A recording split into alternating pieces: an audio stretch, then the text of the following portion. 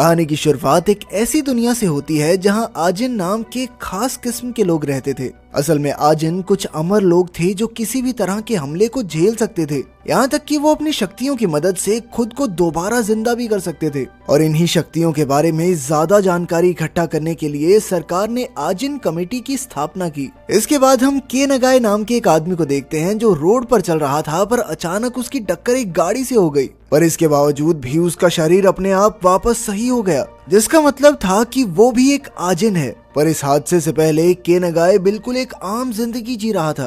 पर उसके आजिन होने की खबर फैलते ही आजिन कमेटी उसे अपने साथ ले आई, जहां उसकी सुरक्षा करने की बजाय उन्होंने के नगाए के ऊपर अलग अलग ऑपरेशन करने शुरू कर दिए। के नगाए सरकार का पकड़ा हुआ तीसरा आजिन था, जिसका मतलब था कि सरकार उससे पहले भी 2 आजिनों के ऊपर एक्सपेरिमेंट कर चुकी है। आजिन कमेटी के हेड यू तोजाकी का काम इन आजिन्स के बारे में ज्यादा से ज्यादा जानकारी सरकार तक पहुंचाने का था, और इसलिए उसने डॉक्टर से के नगाई के हाथ पैर काटने को कहा ताकि वो लोग उन्हें दोबारा सही होते हुए देख सकें। पर वहीं के नगाई को अब तक समझ ही नहीं आ रहा था कि आखिर उसके साथ हो क्या रहा है। उधर एक सरकारी ऑफिसर तोजाकी से इन एक्सपेरिमेंट्स के बारे में जानकारी ले रहा था कि तभी उस लैब में तनाका और साटो नाम के 2 घुसपैठियों ने हमला कर दिया, और अंदर घुसते ही उन्होंने सभी पहरेदारों को मारना शुरू कर दिया। जिसके बाद साटो ने कैमरा के जरिए तोजाकी को बताया कि वो और तनाका वहाँ पर सिर्फ के नगाई को बचाने आए हैं। साथ ही उसने बताया कि कैसे उसने कुछ साल पहले ठीक इसी तरीके से तनाका को भी बचाया था। उसकी ये बात सुनते ही तोजाकी ने तुरंत सभी गार्ड्स को तनाका और साटो को रोकने के लिए खास इंजेक्शंस का इस्तेमाल करने को कहा। पर जैसे ही वो इंजेक्शन साटो के हाथ पर लगा तो उसने अपना हाथ दूर फेंक दिया और उसके बाद दोबारा से हाथ उगा लिया, जिसका मतलब साफ था कि वो भी एक आजिन है। असल में तनाका और साटो ही वो 2 आजिन्स थे जिन्हें के नगाई से पहले पकड़ा गया था। थोड़ी देर बाद ही साटो सभी गार्ड्स को खत्म करते हुए के नगाई के पास पहुंच ही गया, जहां उसे आजाद करने के बाद साटो ने उसके हाथ में बंदूक पकड़ाते हुए कहा कि बचे हुए सारे डॉक्टर्स को गोली मार दे। पर के नगाई ने ऐसा करने से साफ इनकार कर दिया, जिसके बाद साटो ने खुद ही एक डॉक्टर को गोली मार दी। पर के नगाई को उसकी ये बात पसंद नहीं आई और फिर उसने साटो के ऊपर ही गोलियां चलाना शुरू कर दिया, जिसके बाद वो डॉक्टर्स के साथ वहां से भाग गया। पर थोड़ी देर बाद ही साटो ने उन्हें ढूंढकर बचे हुए डॉक्टर्स को खत्म कर दिया, जिसके बाद अब वो के नगाई की तरफ बढ़ रहा था, क्योंकि उसने आजिन होने के बावजूद भी इंसानों का साथ दिया था। तभी साटो ने अपने अंदर से एक भूत निकाला जो कि उसके आजिन होने का सबूत था, और तभी के नगाई ने भी अपने भूत को बुला लिया, जिसके बाद उन दोनों के ही भूत आपस में लड़ने लग गए। और इसी चीज का फायदा उठाकर के नगाई ने वहां से भागने की कोशिश की, और जब साटो उसे पकड़ने के लिए आगे बढ़ा तो के नगाई ने अपने भूत से उस पर हमला कर दिया। कुछ देर बाद वापस जिंदा होने पर साटो और तनाका ने सभी न्यूज वालों से बात करने का फैसला किया। इसके लिए तनाका ने एक पेशेंट का रूप लिया, जिसे लेकर साटो सीधा न्यूज चैनल वालों के पास चला गया, जहां उसने सबके सामने आजिन कमेटी द्वारा किए जा रहे अत्याचारों के बारे में बताया। साथ ही उसने बताया कि कैसे उसने तनाका को डॉक्टर से बचाया था, और अपनी बात को सच साबित करने के लिए उसने एक वेबसाइट के बारे में बताया जिस पर तनाका के एक्सपेरिमेंट्स की वीडियोस थी। अपनी बात खत्म करते हुए साटो ने आजिन्स के हकों की मांग की और कहा कि हम एक साथ नहीं रह सकते, एक अलग देश होना चाहिए हमारे लिए। साटो के खुलासे के बाद ये खबर काफी तेजी से पूरे देश में फैल गई और अब सभी लोग इस पर बात कर रहे थे। अगली सुबह के नगाई एक गांव में पहुंच गया, जहां उसकी मुलाकात एक बूढ़ी औरत से हुई, जिसे के नगाई की शक्ल अपने पोते जैसी लग रही थी, और इसीलिए उसने के नगाई को अपने घर में आने का निमंत्रण दिया।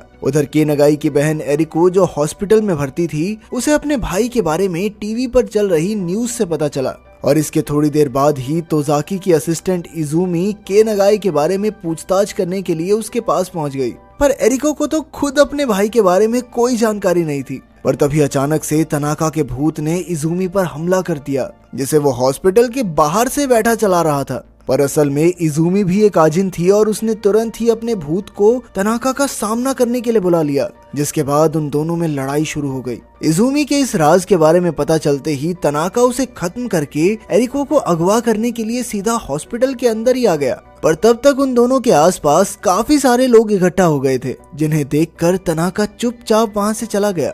उधर तोजाकी मीडिया के सामने अपनी और सरकार की बेगुनाही को साबित करने में लगा हुआ था। उसका कहना था कि साटो के लगाए हुए सभी आरोप बेबुनियाद और बिल्कुल झूठे हैं। इधर के नगाए अभी भी उस बूढ़ी औरत के घर में ही रह रहा था और अब तो वो अक्सर उस औरत की काम में मदद भी करता था। पर तभी एक दिन उसने रेडियो पर अपनी बहन के बारे में सुना, जिसे सुनते ही वो तुरंत छुप कर अपनी बहन से मिलने चला गया। के नगाई जानता था कि तनाका और साटो दोबारा एरिको पर हमला कर सकते हैं और इसीलिए वो अपनी बहन को अपने साथ उस औरत के घर ले आया। धीरे धीरे के नगाई ने खुद को ताकतवर बनाने के लिए मेहनत करना शुरू कर दिया और अब तो वो अपने अंदर मौजूद उस भूत को काबू करना भी सीख रहा था। उधर साटो ने एक वीडियो जारी किया जिसमें उसने सरकार को धमकी देते हुए कहा कि जल्द से जल्द मेरी सारी मांगों को मान लिया जाए और ऐसा ना करने पर उसने हेल्थ मिनिस्ट्री को तबाह करने की धमकी दी। इसके साथ ही उसने इस हमले की तारीख बताते हुए सभी एजेंट्स को अपने साथ जुड़ने के लिए कहा। हमले की तारीख के दिन हेल्थ मिनिस्टर बिल्कुल बेखौफ बैठा हुआ था और उसके मुताबिक बाहर खड़ी पुलिस के होते हुए उसका कोई क्या ही बिगाड़ लेगा। पर तभी एक प्लेन सीधा आकर हेल्थ मिनिस्ट्री की बिल्डिंग से टकरा गया। असल में इस प्लेन को साटो उड़ा रहा था और एक आजिन होने की वजह से उसने अपने आप को दोबारा जिंदा कर लिया। वहीं बाहर भी कई सारे आजिन साटो का साथ देने के लिए पहुंच गए थे, पर साटो की इमारत से बाहर आते ही पुलिस ने उस पर अंधाधुंध गोलियां चलानी शुरू कर दी। पर तभी एक दूसरी इमारत के ऊपर बैठे हुए तनाका ने पुलिस वालों के ऊपर गोलियां चलाना शुरू कर दिया ताकि साटो को खुद को ठीक करने का समय तो मिल जाए। और जैसे ही साटो वापस होश में आया तो उसने अपनी आजिन शक्तियों की मदद से सभी पुलिस वालों को खत्म कर दिया। जिसके बाद उसने एक और वीडियो बनाई जिसमें उसने तोजाकी और सरकार को 2 दिन के अंदर टोक्यो शहर खाली करने के ऑर्डर्स दिए और ऐसा ना करने पर उसने कहा कि मैं पूरे शहर में जहरीली गैस फैला दूंगा, फिर ले लेना मजे, तुम सारे मरोगे। उधर गांव वालों को केनगाई के आजिन होने की खबर मिलते ही केनगाई और एरिको को जल्दबाजी में उस औरत के घर से भागना पड़ा। इस दौरान तोजाकी ने साटो से बात करके उसे टोक्यो के बदले एक दूसरा शहर देने की बात कही, जिसके लिए साटो ने साफ इनकार कर दिया। वो कहने लगा कि जो प्रजाति ज्यादा ताकतवर है उसे ही तो बढ़िया शहर मिलना चाहिए। अपनी इस हार के बाद जब तोजाकी ऑफिस से बाहर निकला तो उसकी नजर भीड़ में खड़े केनगाई पर पड़ी, जो साटो से लड़ने में सरकार की मदद करने के लिए तैयार था। पर इस काम के लिए उसकी एक शर्त थी कि सरकार उसकी बहन एरिको की सुरक्षा में कोई कमी नहीं रखेगी। इसके साथ ही साटो को हराने के बाद केनगाई ने अपने लिए एक नई इंसानी पहचान की मांग की ताकि वो अपनी बहन के साथ शांति और आराम से रह सके। तोसाकी के पास केनगाई की बात मानने के अलावा और कोई चारा नहीं था। इसके बाद तोसाकी सरकार के साथ मिलकर साटो और उसके साथियों को हराने का प्लान बनाने में लग गया। असल में तनाका रिसर्च लैब में 4 साल तक कैद रहा था और वहीं साटो 20 साल तक अपने ऊपर किए गए एक्सपेरिमेंट्स की वजह से इंसानों से नफरत करता था और अब उन दोनों का मकसद सिर्फ और सिर्फ आजिन्स को इंसानों से बचाना था। 2 दिन बाद साटो और उसके आदमी सरकार पर हमला करने के लिए पूरी तरह से तैयार थे और प्लान के मुताबिक सबसे पहले उन्हीं के एक आदमी ने सरकारी ऑफिस में जाकर उनका सिस्टम हैक कर लिया।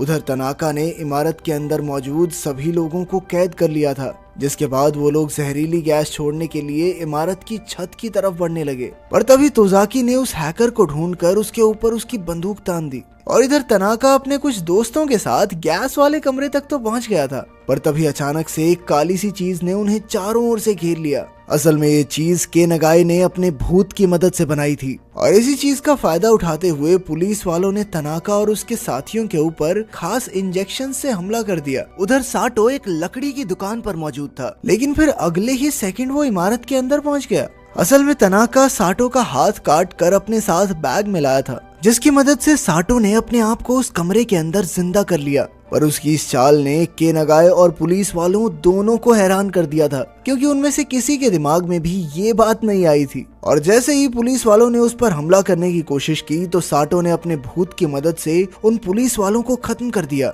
जिसके बाद उसने तनाका को वापस से जगाया और फिर वो दोनों सीधा उस जानलेवा गैस को लेने के लिए पहुंच गए। गैस मिलते ही साटो पूरी रफ्तार से छत की तरफ भागा। यहाँ पर उसने केनगाई को भी बुलाया हुआ था और थोड़ी ही देर बाद केनगाई उसे रोकने के लिए वहाँ पहुँच गया और फिर देखते ही देखते उन दोनों के बीच एक खतरनाक लड़ाई शुरू हो गई। और वहीं दूसरी तरफ उन दोनों के भूत भी आपस में लड़ रहे थे। उधर तोजाकी ने तनाका को ढूंढ तो लिया था, पर तभी तनाका ने उसके ऊपर अपने भूत की मदद से हमला कर दिया, लेकिन ऐन वक्त पर उसे बचाने के लिए इजुमी वहां पर पहुंच गई। जिसके बाद उन दोनों के बीच भी लड़ाई शुरू हो गई, जिसमें उन दोनों के अंदर मौजूद भूत भी बराबर के हिस्सेदार थे। और इसी लड़ाई के बीच तोजाकी ने सही मौका ढूंढकर तनाका के ऊपर खास इंजेक्शन से हमला कर दिया। जिसके बाद वो वहीं पर बेहोश हो गया। उधर केनागाए और साटो के बीच अभी भी लड़ाई चल रही थी, पर इस बार केनागाए का ये नया रूप देखकर साटो उससे काफी प्रभावित हुआ और तभी केनागाए ने बड़ी ही चालाकी से साटो के पैर पर वो इंजेक्शन घुसा दिया।